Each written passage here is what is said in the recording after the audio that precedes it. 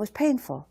And I cried out mildly, you know, ow, like that. But what was so interesting to me was that my foot was hurt because the car had jerked, the motorhome had jerked, David was driving, and so my foot hurt, and I had this impulse that if I took the pain I was feeling in my foot and directed it at him by saying, you know, whatever I wanted to say, be more careful, why did you do that? Don't you know I'm back here trying to make lunch? You know, just, I'm making lunch for you and this is how you treat me. I mean, all the ways that the mind works. Fortunately, even though it all happened very fast, I caught the impulse. And I realized that my foot hurts. If I now create emotional pain in my husband, it's not going to do any good for my foot. But there was this feeling that if I could pass the pain on to someone else, then somehow I would have less of it. Okay, this is an indication of a sense of separate consciousness. I have pain, if you have pain, then I'll hurt less. This is what causes people to physically fight and to emotionally fight. You've hurt my feelings, now I'm going to hurt yours. Like, how is that going to help? You know, now more people are suffering in the world. How is that going to help? This is the exact opposite of having a unified consciousness where the cook can strike the cat and the welts appear on Ramakrishna's shoulder. Now, there's endless examples of this, of the way in which we simply take care of ourselves. I know there are practical limits to this in a country like India where there is so much manifest physical poverty. Certain decisions have to be made about, on a practical level, about what you can actually do. But what you decide to do in a practical way can still come from a sense of unified consciousness. I'll go right to that example because whenever I'm in India, that's the example that's always asked of me. When our consciousness is unified with the with the divine, we are able to act in accordance with God's will. And our actions do not come from a sense of egoic necessity to, in many ways, ease our own guilt and suffering, but come rather from a unified sense of what God really wants us to do. A great deal of anxiety about social conditions in an odd sort of way, and I'll get into this in more detail when I go through each of the chakras. A great deal of anxiety about social conditions, external conditions in this world, actually comes from an insufficient sense of unity with God's plan. That these people don't have what I have, therefore they must have what I have. I have to give them what I have. I have to change their circumstances. Now, you may be genuinely inspired by God to take up that kind of work because it's the right expression of your own consciousness. But sometimes what's really happening is that I need to make the world a certain way because I'm uncomfortable, that I'm not comfortable with God's plan here. My consciousness is not sufficiently unified with the divine for me to see God's hand in what's going on in the world around me. You know, the masters are very compassionate about the sufferings of others and very charitable and generous in their response to that suffering. But they're also very calm about it. They're neither guilty nor anxious because they recognize that they're unified with the flow of divine energy, and everything that they see around them, they see as a manifestation of that energy.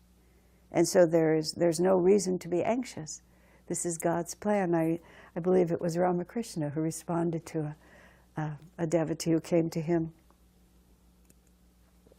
and boasted about all the good work that he'd done in the world, how much money he'd given here and how much he'd helped there and how much he'd done this. And Ramakrishna, like a child, just said, my, I wonder how God got along before you were born. So sometimes even what looks like good work, and may in fact be good work, relatively speaking, still comes from a sense of separateness than from a point of unity. So coming back to this basic point, everything we do falls somewhere on this spectrum. And let's put the heart sort of right here in the middle. And it has to do with a definition of a few different questions, like, who am I? Am I really just the physical body, or am I a manifestation of divinity? And then you would say, what is real? What is eternal? What is lasting? I would use the phrase lastingly real. What carries on from incarnation to incarnation, and what is just a flash in a momentary time? My foot hurts. It hurts for just a second. I'm not my foot anyway. I'm the eternal spirit. What is lastingly real? Even just in a very practical way, the relationship that I have with my husband, the long rhythm of that relationship is more important than the fact that the peanut butter jar fell on my foot. So who am I, and what is lastingly real? Do I want to make my life on the fact that he jerked the car a little bit? Maybe his mind wandered and he had to put the car back in place. Do I want to make my relationship on that moment? Or do I want to stand back and think of all the positive realities that we live together and act in such a way as to foster what is lastingly real? I may be angry at someone because of some little unkind thing that they did, but do I want to perpetuate the karma of him being mad at me, and then my being mad at him, and then him being mad at me? What is lastingly real? In this moment, the sense of separateness may be the reality that I'm inclined to respond to, but who am I in a bigger sense? And what is lastingly real? And most importantly, this is the question, where does happiness come from? Does happiness come from, does it come from my being able to pass on the pain that I have, and therefore having expressed myself and shown them who I am? Or does happiness come from a recognition that everybody has their own reality, and the more we can support the divine plan in what we do, the more happiness we will have in our own lives. Now bear in mind, sometimes the divine plan is to speak very sternly. I was with Swami, just speaking of poverty, I was with Swamiji and we were in Europe somewhere, and he had an interesting attitude toward people who would beg for money. He wasn't automatically sympathetic, because some people he felt were begging for money because they just found it easier than working. And this relatively young man, who probably was begging for money because he was either alcoholic or drug addicted, we were walking down a pedestrian mall somewhere in Europe, and this young man comes up begging for money. Swami looks at him, and Swami pulls out his wallet and opens it, and he pulls out one small bill. He said, "I'm giving you this." He said, "I'm capable of giving you much more, but this is all the money I'm going to give you. I'm going to give it to you just this once. You are a young, fit, able-bodied man. You should be working." And then he gave him that little bit of money. But he also took the opportunity to really tell this man that he really needed to straighten his life out. And I've seen Swami on more than one occasion. He'll respond according to what he feels the divine is asking him, not from anxiety, "Oh, this poor person, I feel badly, I have lots of money, he doesn't, I need to empty my wallet into his hands." It's just a calm, unified sense. Where does happiness come from? What is lastingly real? Who am I in relationship to this? So whenever things happen in our lives, instinctively we are always answering this question in some way. Gee, if I just do this, then maybe I'll get the promotion and he won't. Or I can make him look bad and I can make myself look a little better.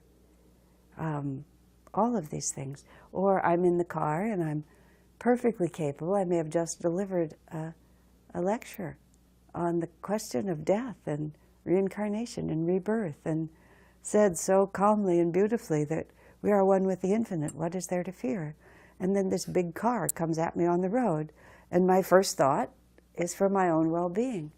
Now, the point here is, every time we respond to life in any way, we are affirming some reality or another. You know, when you deeply love your child, your heart is really open. When you have a deep meditation, you're putting a lot of energy into your unity with Spirit. When you become anxious and angry, which we all do at times, we're affirming a reality here. I was amused when we were toward the end of the most recent trip to India. 3 of us were in the car together, and 2 of us were taking a flight, and the 3rd person was going to the airport. And we had been told that the airport was right, that the hotel, 2 of us were taking a flight and had to go to the airport. The 3rd had to go to a hotel. We were told the hotel was right near the airport. But of course the hotel was just past the airport. So near, it was relevant whether it was which side. And it was also relevant as to whether or not it was rush hour. So the just 10 minutes actually literally became an hour and a half. Very short distance, but because of the traffic and because of these strange, you have to go past and make U-turn sort of systems, it took us a full hour and a half. We had, in fact, allotted plenty of time. But it was really interesting to watch my friend and I, as time was elapsing and we were caught in the traffic and we weren't able to get to the hotel and the airport was behind us and we had to catch this plane, this anxiety began to come into both of us. And it lasted just a couple of minutes, really, literally just a couple of minutes. But it just came from who knows where. That, oh, we're going to miss the plane and what's going to happen to us and all of this. Instead of being in a unified sense of reality, we were in a separate sense of reality. And gradually we completely calmed down, very quickly relatively. And we just realized whatever happens, happens. First of all, it doesn't matter if we miss the plane, and on and on and on. And of course we got to the airport exactly on time, and the plane was delayed 2 hours in any case. But every time we make a decision, we're affirming a certain reality. Now, we like to think that we get away with it. We like to think that, well, it's just the privacy of my own mind. It's just my own thoughts. Peanut butter jar falls on my foot. I want to yell at my husband. I don't. Well, that's the end of the story. We have this false idea that if we don't articulate it, or even if we do articulate it, well, it's just a minute, now it's past. Or if I'm alone in my car and I'm raging at the other drivers for being such idiots and putting my life in danger, that it's fine. It just, nothing happens. And that is our great mistake. Because we are nothing but an energy pattern. And the physical and emotional life that we live, the opportunities that come to us, everything that happens is the result of karma. And karma is an energy pattern, a magnetic force that goes out into the universe that draws to us exactly what we're meant to have. And that karma is determined by the energy pattern of who we are. That energy pattern of who we are is the chakra system. And every time anything happens in our life, it registers on this spectrum, which is represented between earth and spirit. Wherever it falls between earth and spirit, the energy that we have put out registers as energy in the appropriate chakra. So the chakras are, even though they become extremely mysterious and esoteric in all these true and interesting ways, they are nothing but the accumulated result of every action, every thought, every decision